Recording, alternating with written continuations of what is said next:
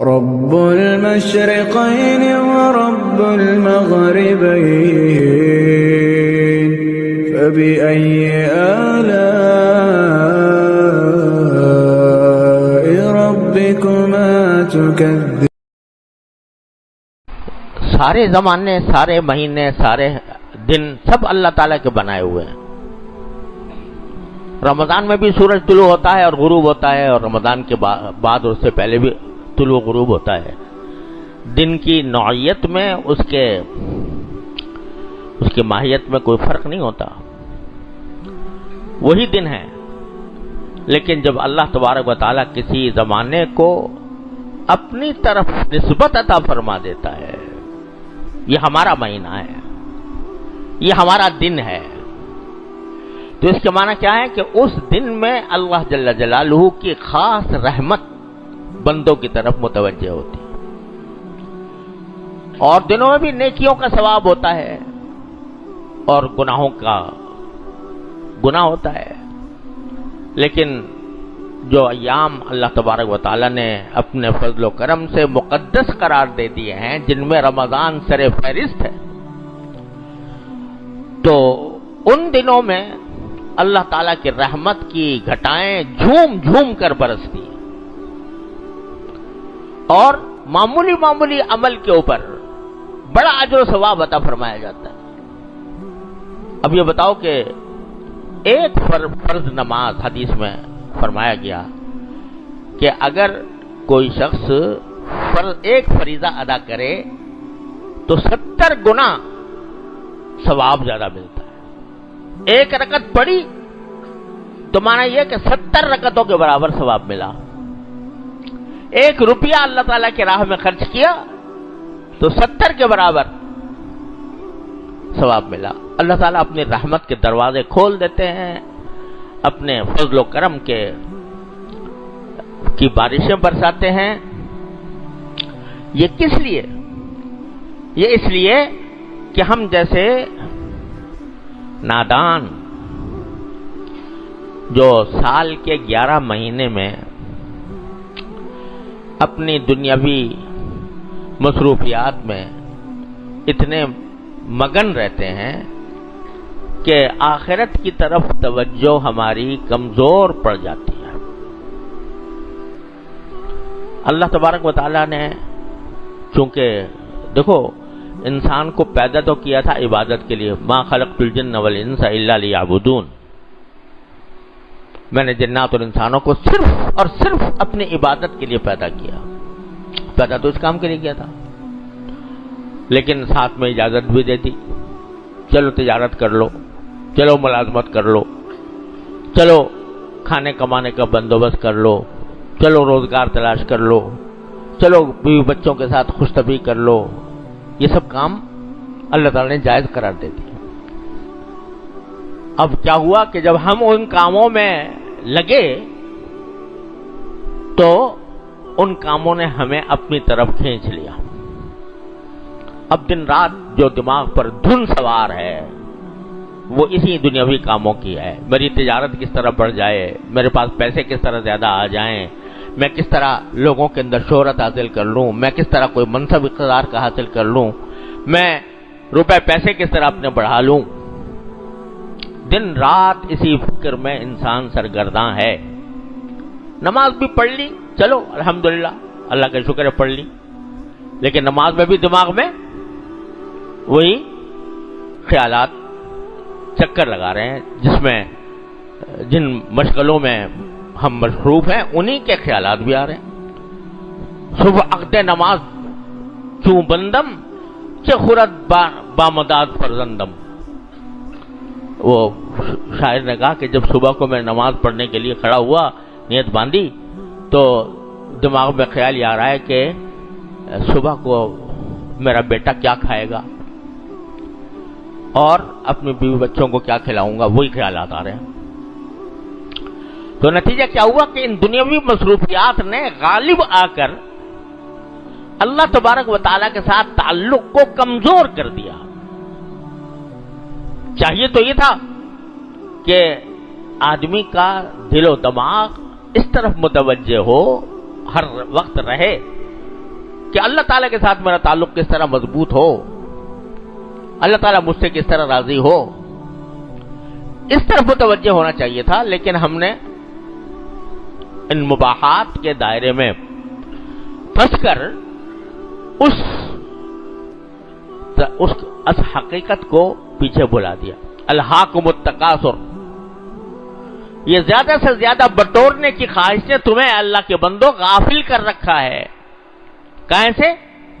اللہ تعالیٰ کی یاد سے، اللہ تعالیٰ کے ذکر سے، اللہ تعالیٰ کی بندگی سے، اللہ تعالیٰ کی فرما برداری سے غافل کر رکھا ہے. تو ہر وقت دل و دماغ پر یہ دنیاوی مصروفیات مسلط ہیں، یہ غالب آ گئی ہیں اور اللہ تعالیٰ کے ساتھ تعلق مغلوب ہو گیا ہے. رسول کریم صلی اللہ علیہ وسلم نے دعا یہ مانگی تھی اور ہمیں بھی سکھائی تھی. اللہ تعالیٰ اس پر عمل کی توفیق عطا فرمائے کہ اللہم اجعل وساوس قلبی خشیتک و ذکرک. اللہ ہمارے دل میں جو خیالات آئیں وہ آپ کی خشیت کے آئیں اور آپ کی یاد کے آئیں. وجعل ہمتی وہوایا فیما تحب وترضی. ارے اللہ ہمارے خیالات اور ہماری خواہشات ان چیزوں پر کے متعلق ہوں جن کو آپ پسند کرتے ہوں، جس سے آپ راضی ہوتے ہوں، ان کے خیالات آئیں. یعنی بجائے اس کے کہ یہ خیال آئے کہ اگر زیادہ میں پیسے جمع کر لوں تو میں کتنا مزہ آئے گا، کتنی لذت آئے گی، کتنا اس سے فائدہ ہوگا. دماغ میں یہ خیالات آئیں کہ اگر میں یہ عبادت کر لوں تو اللہ تعالیٰ کے ہاں جنت ملے گی، جنت کے اندر یہ نعمتیں ہوں گی، اللہ تعالیٰ کی رضا حاصل ہوگی اور اللہ تعالیٰ کی رضا کے نتیجے میں ساری اخروی زندگی، دائمی زندگی خوشگوار ہوگی.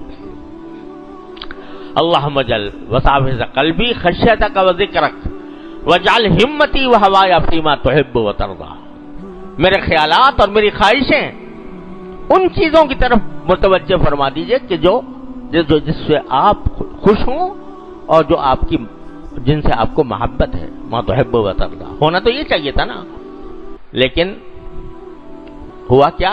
11 مہینے ہم لگے رہے تجارت میں، صنعت میں، زراعت میں، تجارت میں، پیسہ کمانے میں، گھر والوں کے ساتھ اٹھنے بیٹھنے میں، ان کے ساتھ گپ شپ لگانے میں، اور انہی تصورات میں دن رات گزار دیے.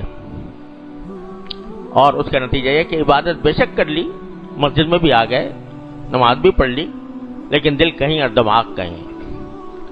اور اللہ تعالیٰ کے جو فرائض ہیں وہ کسی نہ کسی طرح الٹے سیدھے بجا لائے. اللہ تعالیٰ کا شکر ہے، اس پر بھی شکر ادا کرو کہ الحمدللہ وہ توفیق ہو گئی. لیکن جو تعلق ہونا چاہیے تھا اپنے پروردگار سے، اپنے پالنے والے سے، اپنے پیدا کرنے والے سے، وہ تعلق اس درجے کا قائم نہ رہا. تو رمضان کا مہینہ اللہ تبارک و تعالیٰ بھیجتے ہیں ہم جیسے بھگوڑوں کو واپس بلانے کے لیے. ارے کہاں بھاگے جا رہے ہو؟ کس طرف تمہارا رخ ہے؟ کس طرف تمہارا دل و دماغ جا رہا ہے؟ آؤ اس مہینے میں، یہ مہینہ میں نے تمہیں اپنے قریب کرنے کے لیے منتخب فرمایا ہے. تم جو بھاگے جا رہے تھے، ادھر ادھر بھاگے جا رہے تھے، تو تم کو اپنے پاس بلانے کے لیے، اپنا قرب عطا کرنے کے لیے یہ مہینہ رکھا ہے. چنانچہ کیسا ہی گیا گزرا مسلمان ہو، لیکن جب رمضان کا مہینہ آتا ہے تو کچھ نہ کچھ اس کے دماغ میں، اس کے دل میں ایک امنگ پیدا ہوتی ہے کہ اس رمضان کے مہینے سے میں کچھ فائدہ اٹھاؤں. کچھ توفیق ہو جاتی ہے عبادت کی بھی. گناہ کرتے وقت بھی خیال آ جاتا ہے کہ یا اللہ کہ بھئی رمضان کا مہینہ ہے، ذرا اپنے آپ کو محتاط رکھو. تو اس غرض کے لیے اللہ تعالیٰ نے یہ مہینہ بھیجا ہے. کاہے کے لیے؟ ہماری گندگی کو صاف کرنے کے لیے، ہمارے میل کچیل کو دھونے کے لیے، اور ہمیں اپنی طرف متوجہ کرنے کے لیے، اپنا قرب عطا کرنے کے لیے یہ مہینہ بھیجا ہے. تو بات صرف اتنی نہیں ہے کہ روزہ رکھ لی اور رمضان کا حق ادا ہو گیا، رات کو تراویح پڑھ لی اور رمضان کا حق ادا ہو گیا. بات یہ ہے کہ اس مہینے کو کوشش کر کے زیادہ سے زیادہ براہ راست عبادتوں کے اندر خرچ کرنے کی کوشش کی جائے. پہلے کچھ نفلیں نہیں پڑھتے تھے؟ تہجد کی توفیق نہیں ہوتی رات کو اٹھنے کی؟ رمضان کے اندر اللہ تعالیٰ کہتے ہیں کھانا کھانے کے لیے تو اٹھو گے، نماز کے لیے نہیں اٹھتے، لیکن سحری کھانے کے لیے تو اٹھو گے۔ تو اب سحری کھانے کے لیے جب اٹھے تو اس وقت اللہ تبارک و تعالیٰ کی بارگاہ میں حاضری دے دو۔ ہر رات اللہ تعالیٰ کا منادی پکار رہا ہے، یا باغی الخیر اقبل و یا باغی الشر اقصر۔ ہر رات اللہ تعالیٰ کا منادی پکار رہا ہے، خیر کے طلبگار آگے آ جا۔ تو اس آواز کے اوپر کان دھر کے، عام دنوں میں تہجد کی توفیق نہیں ہوتی، اس وقت کچھ تہجد کی رکعتیں پڑھ لو، اللہ تعالیٰ کی بارگاہ میں حاضری دے دو۔ وہ وقت بڑا زبردست ہوتا ہے، آخری شب کا جو وقت ہوتا ہے عجیب وقت ہوتا ہے۔ ان ناشئۃ اللیل ہی اشد وطئا واقوم قیلا۔ اللہ تعالیٰ نے اس آخری شب کے اٹھنے کو بڑا بابرکت قرار دیا ہے۔ تو عام دنوں میں موقع نہیں ملتا، رمضان کے اندر جب سحری کھانے کے لیے اٹھو تو تھوڑا پہلے اٹھ جاؤ اور کچھ تہجد کی رکعتیں پڑھ لو۔ عام دنوں میں مغرب کے بعد 6 رکعتیں پڑھنے کی توفیق نہیں ہوتی، رمضان کے اندر کر لو۔ اشراق کی توفیق عام دنوں میں نہیں ہوتی، رمضان میں کر لو۔ تلاوت قرآن کریم جو ہے وہ خاص طور پر رمضان کا خاص عمل ہے۔ اللہ تعالیٰ نے رمضان کو قرآن کریم کو اتارنے کے لیے رمضان کا مہینہ منتخب فرمایا۔ شہر رمضان الذی انزل فیہ القرآن، تو قرآن سے اس کو خاص مناسبت ہے۔ رسول کریم صلی اللہ علیہ وسلم رمضان کے مہینے میں حضرت جبریل علیہ السلام کے ساتھ قرآن کریم کا دور کیا کرتے تھے۔ کیا منظر ہوگا کہ جبریل امین پڑھ رہے ہیں، قرآن کریم تلاوت کر رہے ہیں، اور نبی کریم صلی اللہ علیہ وسلم سن رہے ہیں، اور نبی کریم صلی اللہ علیہ وسلم تلاوت فرما رہے ہیں اور جبریل امین سن رہے ہیں۔ کیا منظر ہوگا؟ تو اللہ تبارک و تعالی نے قرآن کریم کے ساتھ اس کو خاص مناسبت عطا فرمائی ہے۔ اسی لیے شروع سے یہ عمل چلا آتا ہے صحابہ کرام کے زمانے سے کہ تراویح کے اندر قرآن کریم پورا کیا جاتا ہے۔ تو اس میں جتنا ہو سکے تلاوت کا عام معمول سے زیادہ اہتمام۔ عام دنوں میں اگر ایک پارہ پڑھتے ہو تو اس میں جتنا زیادہ سے زیادہ پڑھ سکو اس کو ایک غنیمت سمجھو۔ جو جتنی عبادات ہیں ان کو کثرت سے انجام دینے کی کوشش اور گناہوں سے اپنے آپ کو بچانے کی کوشش، جھوٹ سے، غیبت سے، بدنگاہی سے اپنے آپ کو بچاؤ۔ اس مہینے کے اندر جتنا بندہ گناہوں سے بچنے کی فکر کرے گا، کوشش کرے گا، اتنا ہی اللہ تبارک و تعالیٰ کے ساتھ قرب بڑھے گا۔ جتنا نوافل کا اہتمام کرے گا اتنا ہی اللہ تعالیٰ کے ساتھ قرب بڑھے گا۔ حدیث میں فرمایا کہ بندہ جب کثرت سے نوافل ادا کرتا ہے تو ایک وقت ایسا آ جاتا ہے کہ میں اس کا ہاتھ بن جاتا ہوں جس سے وہ پکڑتا ہے، اس کی آنکھ بن جاتا ہوں جس سے وہ دیکھتا ہے، اس کے کان بن جاتا ہوں جس سے وہ سنتا ہے۔ یعنی اتنا قرب اللہ تبارک و تعالیٰ عطا فرما دیتا۔ تو اس موقع کو غنیمت سمجھنے کی ضرورت ہے، اور اس کے لیے پہلے سے یہ تیاری اگر انسان کرے کہ اپنا نظم اوقات، جن مشغولیات سے اپنے آپ کو فارغ کر سکتے ہو ان مشغولیات سے اپنے آپ کو فارغ کرو، اور اس وقت کو جو فارغ کیا ہے وہ اللہ تعالیٰ کی عبادت میں صرف کرنے کی کوشش کرو۔